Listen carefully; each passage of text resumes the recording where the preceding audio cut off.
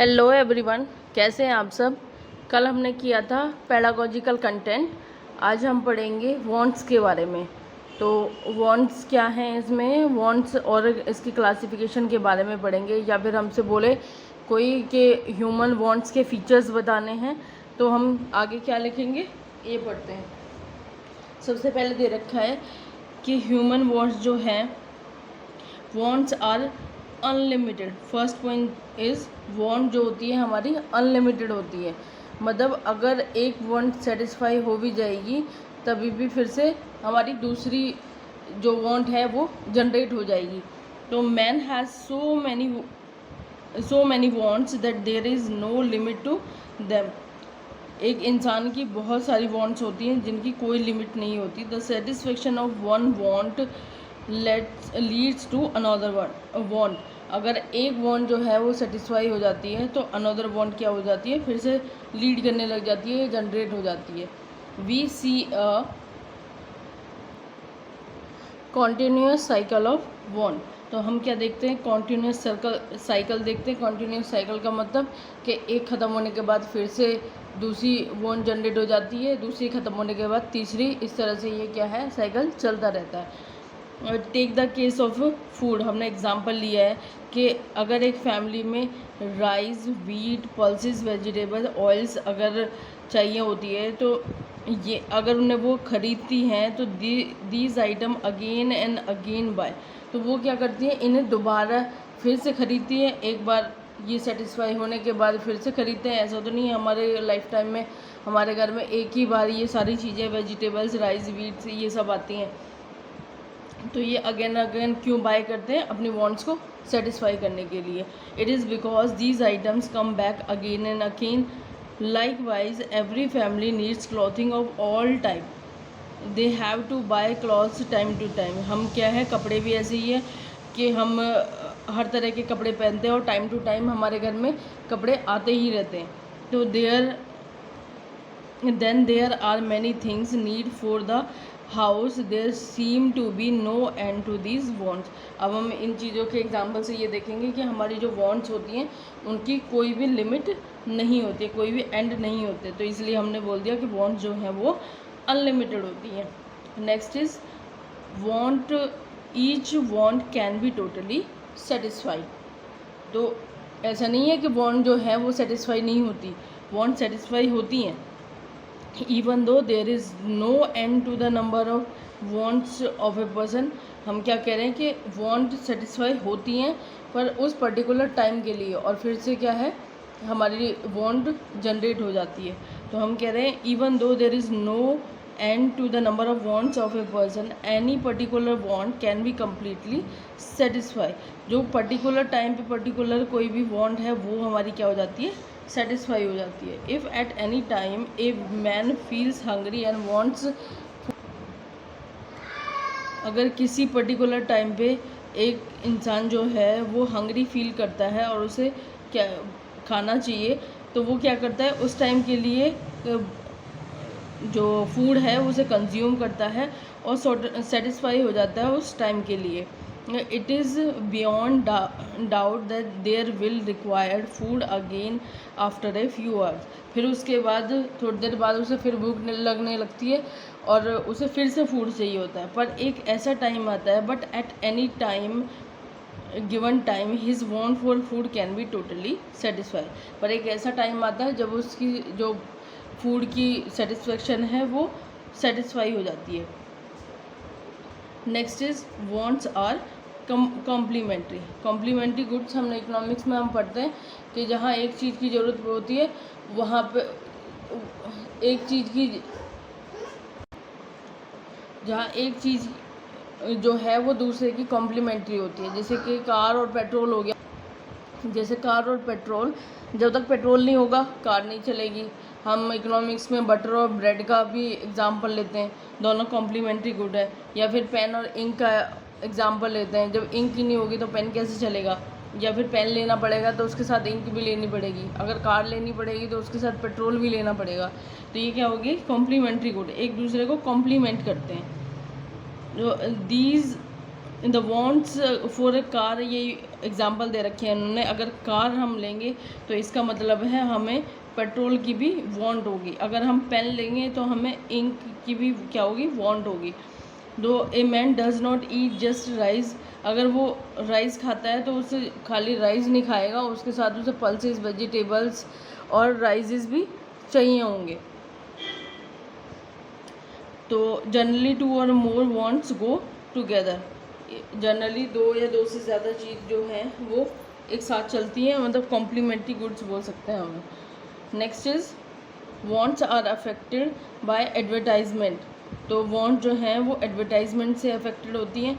कैसे, हम क्या है कोई भी एडवर्टाइजमेंट देखते हैं, अब सेल शुरू हो जाती हैं, कोई भी मानसून सीज़न हुआ या end of the season sale आती है, जैसे फिर 70% 80% ऑफ, तो हमारी अगर इच्छा वैसे भी नहीं होगी कोई चीज़ ख़रीदने की, तो हम ये देखेंगे कि सेल है तो हम ख़रीदने चले जाएंगे। तो हमारी एडवर्टाइजमेंट क्या है, हमारे जो वॉन्ट्स हैं उन पे इफ़ेक्ट डालती है, हमारे बाइंग या बाइंग जो हमारी हैबिट होती है उस पर असर डालती है।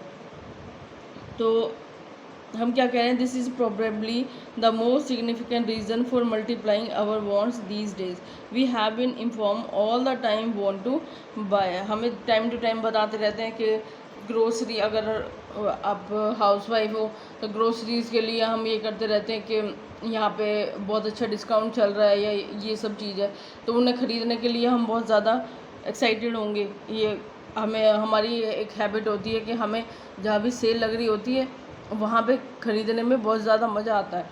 तो वो इसी चीज़ को दिखाते हैं कि कपड़ों पे सेल लगी हुई है या फिर ग्रोसरीज़ पे सेल लगी हुई है या फिर इलेक्ट्रॉनिक आइटम्स, जैसे कि दिवाली के आसपास होता है कि इलेक्ट्रॉनिक आइटम्स वगैरह या कपड़े हम बहुत ज़्यादा ख़रीदते हैं, वहाँ पे हमें सेल वगैरह अच्छे ऑफ़र्स मिल जाते हैं। तो यहीं पे ये, जैसे कि हम टूथपेस्ट यूज़ करते हैं सुबह, तो हम ब्रेड और टी यूज़ करते हैं ब्रेकफास्ट में, सोप यूज़ करते हैं बाथ के लिए, तो ये सब चीज़ें क्या हैं, 1000 गुड्स और एडवर्टाइजमेंट, इसी तरह की बहुत सारी गुड्स जो हैं वो एडवर्टाइज़ की जाती है और जो पीपल हैं are lure to buy them, और उनके इच्छुक हो जाते हैं उन्हें कि हमें भी ये चीज़ ख़रीदनी है। तो एडवर्टाइजमेंट कंपनी जो हैं वो करोड़ रुपये जो है एडवर्टाइजमेंट पे खर्च करते हैं, चाहे वो एडवर्टाइजमेंट न्यूज़पेपर में हो सकती है, पोस्टर्स में हो सकती है, सिनेमा थिएटर्स में, टीवीज़ में, जो कि हमारी वॉन्ट्स को क्या करती है, क्रिएट करती है। Next is wants are competitive, wants क्या होती है, कॉम्पिटिटिव होते हैं। When a person has a want and if that want can be satisfied by 2 or more goods, अगर एक ही वॉन्ट को सेटिस्फाई करने के लिए एक से ज़्यादा हमारे पास क्या हो, गुड्स हो, तो वहाँ पे हमारी जो वॉन्ट है वो क्या हो जाती है, कॉम्पिटिटिव हो जाती है। इसका मतलब क्या हुआ, जब हमें प्यास लगी है तो हमें वो उस प्यास को बुझाने के लिए हम क्या कर सकते हैं, एक ड्रिंक, वो पानी भी ले सकते हैं, शरबत भी ले सकते हैं, पेप्सी भी, कोक भी ले सकते हैं। तो एक ही मतलब प्यास बुझाना एक हमारी वॉन्ट है और उसको सेटिस्फाई करने के लिए हमारे पास एक से ज़्यादा ऑप्शंस हैं। ऐसे ही तो wants become competitive as there are several alternative for satisfying a person. मान लो हम कपड़े भी लेने गए हैं, हमें कुछ भी चाहिए, मान लो ब्रांड में ही अगर चाहिए, अगर हमें स्पोर्ट्स के लिए कपड़े चाहिए तो स्पोर्ट्स में ही हमारे पास बहुत सारे रिबॉक, नाइकी, ये सारे ब्रांड होते हैं। तो ये क्या है, अल्टरनेटिव है। अब जहाँ पे हमें अच्छी क्वालिटी वाइज अच्छा मिलेगा, जहाँ पे हमें प्राइस वाइज अच्छा मिलेगा, रीज़नेबल प्राइस में गुड क्वालिटी मिलेगी, हम उसी की तरफ जाएंगे। तो यहाँ पे हमारी वॉन्ट्स क्या हो गई, कॉम्पिटिटिव हो गई। Next 6 point is many wants become habit, कई बार हमारी वॉन्ट्स जो है हमारी हैबिट बनने लगती है। हैबिट कैसे बनती है कि हम शुरू में कुछ दिन के लिए हमने क्या किया, चाय लेना शुरू किया अर्ली मॉर्निंग जब हम उठते हैं, तो उसके ये क्या है, हमने अपनी वॉन्ट्स को सेटिस्फाई करने के लिए चाय ली थी, पर हम डेली अगर उसे लेते रहते हैं तो हमारी क्या बन जाती है, वो हैबिट हो जाती है। और habit are form when people begin to satisfy certain wants in a regular manner, जब अपनी वॉन्ट्स को रेगुलर मैनर में सेटिस्फाई करने की कोशिश करते हैं तो वो क्या बन जाती है, हैबिट बन जाती है। When once habit are form the wants for these goods become almost necessary. और फिर जब ये हैबिट बन जाती है तो ये हमारे लिए नेसेसरी बन जाती है। तो wants become habit and habit are responsible for wants. Let's यहाँ पे एक एग्जांपल लिया है कि कोई भी एक पर्सन है, वो स्मोक करता है सिगरेट्स, कभी पार्टी में कर लिया या फिर किसी की फ्री मिल गई तो कर लिया। ऐसे करते करते धीरे धीरे वो जो है उसकी हैबिट बन जाती है, और अब उसके it becomes essential difficult for him to give it up. और उसकी ऐसी हैबिट बन जाती है कि अब इसे छोड़ना उसके लिए मुश्किल हो जाता है। तो अब हम क्या कहते हैं कि उसे सिगरेट ने जो वांट थी उसने उसे नेसेसिटी की शेप दे दी। पहले हमारी वांट थी, हैबिट में कन्वर्ट हुई, और हैबिट ने उसे नेसेसिटी बना दिया, जैसे ड्रिंकर के साथ भी होता है। Next is 7th point, many wants are result of custom और कन्वेंशंस। कई बार हमारी जो वांट्स है वो हमारी कस्टम्स और कन्वेंशंस की वजह से भी, कस्टम्स जो हमारे रूल्स, जो हमारी सोसाइटी या हमारी कल्चर की वजह से हमारे कोई कस्टम बने हुए हैं, उसकी वजह से भी हमारे कुछ वांट्स क्रिएट हो जाती है। Man live in a society and thus became a slave of custom. तो हमें ये स्लेव ऑफ कस्टम, वो उनका दास बन जाता है कस्टम का, उन्हें निभाना ही पड़ती है, चाहे वो चाहे या ना चाहे। तो ही influenced by other person, by his ascender, by his religion. तो उसके जैसे हिंदू है, मुसलमान है, तो उसके रिलीजन के अकॉर्डिंग, अब जैसे कि कुछ कस्टम्स ऐसे हैं कि जैसे कि आजकल करवा चौथ का व्रत है, कुछ न्यू जनरेशन जो है वो कहती है कि नहीं, ऐसा नहीं होना चाहिए, हम किसी इंसान को भगवान का रूप देके और उसके लिए भूखा रह रहे हैं। तो कुछ मॉडर्न ये भी लड़कियां ये कहती हैं कि अगर मैं उसकी लंबी उम्र के लिए कर रही हूँ तो उसे भी करना चाहिए। तो कई बार तो लड़कियां नहीं चाहती हैं, उन्हें बाउंड होना पड़ता है उस कस्टम के लिए, और ये हमारे रिलीजन के अकॉर्डिंग ये सब चीज़ चली आ रही हैं तो हमें करनी पड़ती हैं। हमारे असेंडर से ये रिलीजन कस्टम्स क्या हैं, हिरार्की वाइज हमारे पहले दादाजी, पापा, फिर हमारी जनरेशन, फिर हो तो वो नेक्स्ट जनरेशन में भी जाएगी। तो यहाँ पे कुछ good clothes, jewellery are the result of customs. तो क्लॉथ्स वगैरह, जैसे कि हम बोलें कि वहाँ पे वेस्ट बंगाल में जब हम जाते हैं तो वहाँ पे किसी उसमें वाइट साड़ी वगैरह पहनते हैं दुर्गा पूजा में, ये सब, और पर्टिकुलर ज्वेलरी होती है, जैसे कि ये कोई किसी तरफ लोग लाइट ज्वेलरी पहनना पसंद करते हैं, कहीं पे कस्टम होता है कि बहुत हैवी ज्वेलरी, या फिर किसी पर्टिकुलर ओकेज़न पे उन्हें वही हैवी ज्वेलरीज वगैरह पहननी पड़ती है। तो ये सब क्या है, कस्टम्स में हम और कन्वेंशन में बाउंड हो गए हैं, उसके वजह से क्या हो गया है, हमारी वांट्स क्रिएट होने लगती हैं। नेक्स्ट इज 8th पॉइंट है, want change according to time, place and person. तो वांट जो है हमारी टाइम, प्लेस और पर्सन के अकॉर्डिंग चेंज होती रहती हैं। जैसे कि एग्जांपल दे रखा है, वन में लाइक राइस और pulses for lunch one day. आज मुझे लग रहा है कि मुझे दाल चावल खाने चाहिए लंच में, नेक्स्ट डे यही जो दाल चावल है मुझे नहीं चाहिए, नेक्स्ट डे मुझे चपाती और वेजिटेबल चाहिए। तो ये टाइम के अकॉर्डिंग चेंज हो गई मेरी वांट। फिर यहाँ पे एक चार्ट दे रखा है जिसमें कि वांट्स के बारे में बता रखा है। ह्यूमन वांट्स जो है, प्राइमरी वांट्स होती है, कुछ सेकेंडरी वांट्स होती है। प्राइमरी वांट्स में नेसेसरीज आती हैं हमारी, जिसमें कि एग्जिस्ट करने के लिए, जैसे कि रोटी, कपड़ा और मकान। तो ये किसके लिए होती है, एग्जिस्ट करने के लिए होती है। एफिशिएंसी, हमारे घर में अच्छा फ़ैन लगा हुआ है, लाइटिंग है, ये सब है, तो ये क्या है, हमारी लिविंग को एफिशिएंट बनाने के लिए।